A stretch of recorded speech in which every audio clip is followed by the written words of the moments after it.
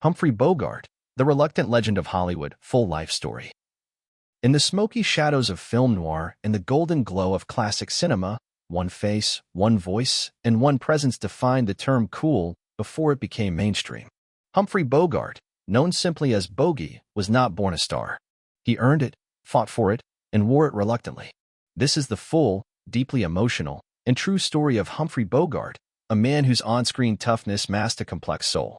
Sparkle's humble beginnings in New York City. Humphrey DeForest Bogart was born on December 25, 1899, in New York City, a Christmas child who would one day become one of the brightest stars in Hollywood's firmament.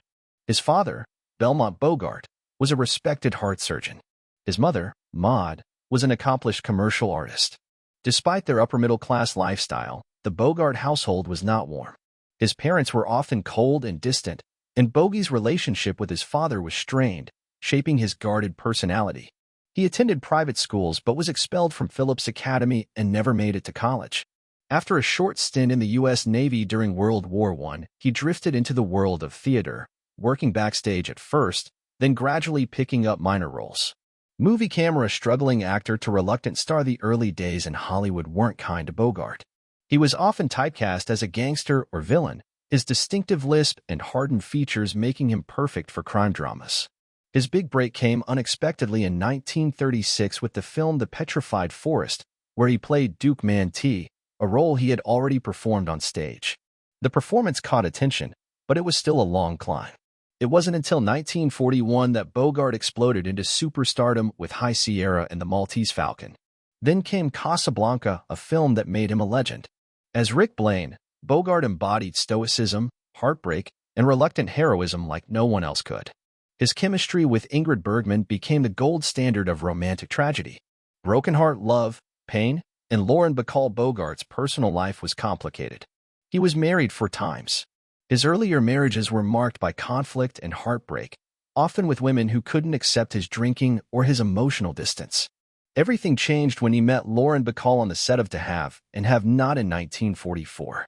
Bacall was just 19, Bogart was 44. But the connection was electric.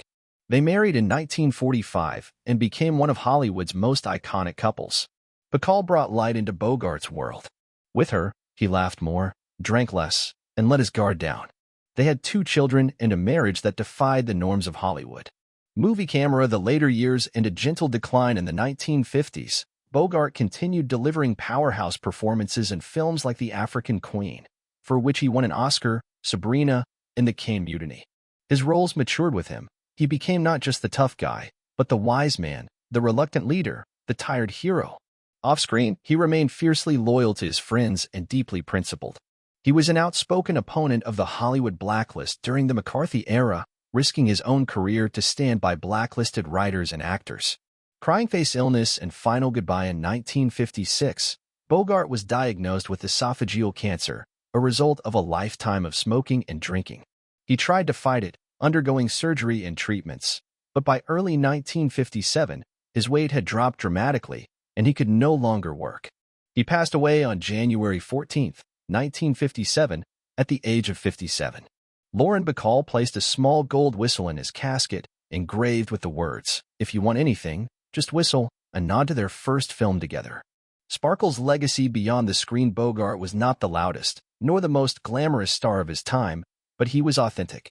He represented strength without cruelty, romance without sentimentality, and coolness without effort. His legacy lives in every detective flick, every reluctant hero, every bittersweet goodbye whispered at a foggy train station. He once said, "The only thing you owe the public is a good performance." And he gave far more than that. To this day, Humphrey Bogart remains a symbol of classic Hollywood, of men who said little but meant much, a quiet storm in a city of noise.